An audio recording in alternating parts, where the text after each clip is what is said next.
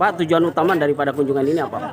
Jadi kunjungan kita hari ini dari Pansus CDPOB Pemekaran Tasikmalaya Selatan, Garut Utara, dan Cianjur Selatan. Kepada hadirin Agenda yang hari ini adalah mendampingi on the spot meninjau calon ibu kota Cianjur Selatan. Setelah untuk kemarin melihat kita atau meninjau lokasi-lokasi yang akan kita kemarin pertemuan dengan digunakan untuk pemerintah Kabupaten Cianjur dengan semua jajaran dan pemerintah. Hari ini lanjut kita on the spot ke calon ibu kota Cianjur Selatan ini di Desa Mekar Laksana. Setelah juga tadi diawali dengan pertemuan dengan masyarakat, tokoh masyarakat dan Presidium Pemekaran Cianjur Selatan. Kita akan lanjutkan sekarang dengan tinjauan langsung ke lahan calon ibu kota daerah persiapan otonomi baru Cianjur Selatan. Jadi ini melengkapi data-data kami untuk nanti membuat nota kesepahaman dengan gubernur. Nah ini kan isunya udah lama, kenapa baru booming sekarang ini? Ya karena beberapa persyaratannya sudah lengkap dan sudah diajukan ke pemerintah provinsi. Nanti masih moratorium, kami DPRD provinsi bersama gubernur bersepakat untuk menindaklanjuti saja dulu apa yang diajukan oleh kabupaten yang mengharapkan adanya pembentukan daerah otonom baru ini. Ada berapa daerah yang akan dikembangkan yang diajukan oleh? Yang sudah kita proses ada 5 daerah calon otonomi baru ya.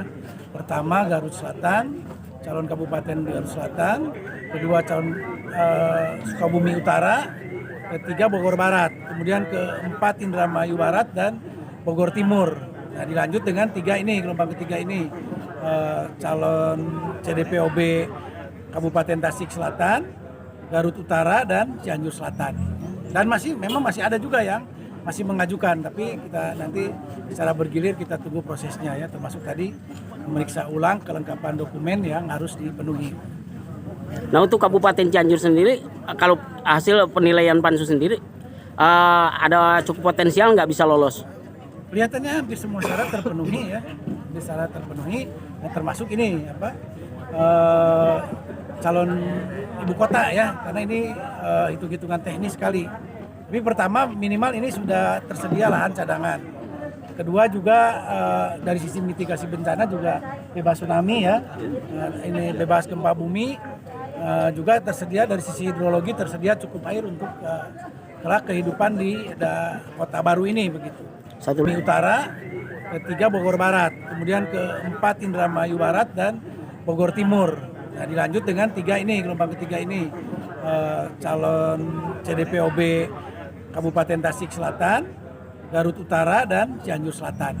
Dan memang masih ada juga yang masih mengajukan, tapi kita nanti secara bergilir kita tunggu prosesnya ya, termasuk tadi memeriksa ulang kelengkapan dokumen yang harus dipenuhi. Nah untuk Kabupaten Cianjur sendiri, kalau hasil penilaian Pansus sendiri ada cukup potensial nggak bisa lolos? Kelihatannya hampir semua syarat terpenuhi ya, termasuk ini calon ibu kota ya, karena ini hitung-hitungan teknis sekali. Tapi pertama minimal ini sudah tersedia lahan cadangan. Kedua juga dari sisi mitigasi bencana juga bebas tsunami ya, ini bebas gempa bumi, juga tersedia dari sisi hidrologi tersedia cukup air untuk kelak kehidupan di kota baru ini begitu.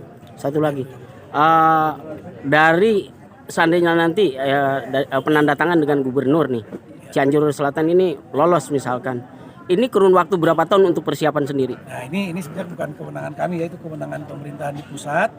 Nanti prosesnya ini akan masuk ke pemerintah pusat, diproses di sana oleh pemerintah pusat, keluar PP daerah persiapan, kemudian akan ditinjau lagi dan nanti akan keluar Undang-Undang Pemekaran Cianjur Selatan. Jadi prosesnya masih masalah waktunya saya tidak bisa memastikan ya, karena kebijakan pemerintah pusat sekarang masih moratorium. Tapi beberapa isu nasional politis itu sudah rencana pemekaran itu sudah mulai ya, termasuk di Papua dan sebagainya ya. Tadi logika sederhananya kalau Papua saja bisa mekar ya, kenapa Jawa Barat yang jumlah penduduknya demikian padat tidak bisa ya, syarat-syaratnya sudah cukup terpenuhi. Nah, kemarin juga teman-teman di DPD mulai mendesak juga, demikian juga yang di DPR RI ya. kami dari Pansus sendiri menyarankan ke Gubernur untuk mengundang anggota DPR RI asal Provinsi Jawa Barat ini untuk membantu menindaklanjuti tentang upaya pembentukan daerah otonom baru ini. Total keseluruhan untuk yang dimekarkan di Provinsi Jawa Barat ada berapa kabupaten? Nah, secara khusus tidak membatasi ya. Nah, tadi yang penting ada pengajuan dan memenuhi syarat. Terus kita tindak lanjut, dan ketika dari 8 yang ada saja semua ini merupakan bottom up. Jadi pengajuan aspirasi dari masyarakat, nah, maka kita ajukan itu. Makasih. Ya. Menurut Bapak nih, adanya isu pemekaran Cianjur Selatan, Bapak selaku warga di sini gimana Pak? Tanggapan Bapak Pak? Saya sangat setuju sekali, malah mengharapkan diadakan pemekaran kabupaten. Sangat menantikan, bahkan saya, walaupun saya di sini usia sudah tua, sangat setuju sekali.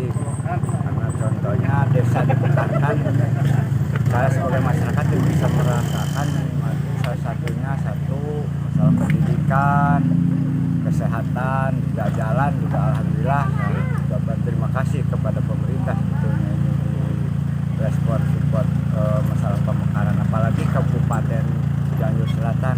Tolong segera dilaksanakan pemekaran atau dikabulkan. Jadi Bapak optimis Pak dengan adanya pemekaran Pak? Jelas optimis sekali Pak. Makasih Pak. Dengan siapa Pak? Apa? Namanya siapa Pak? Saya Suparjo Pak. Suparjo. Sebagai Makasih, Pak. masyarakat sini.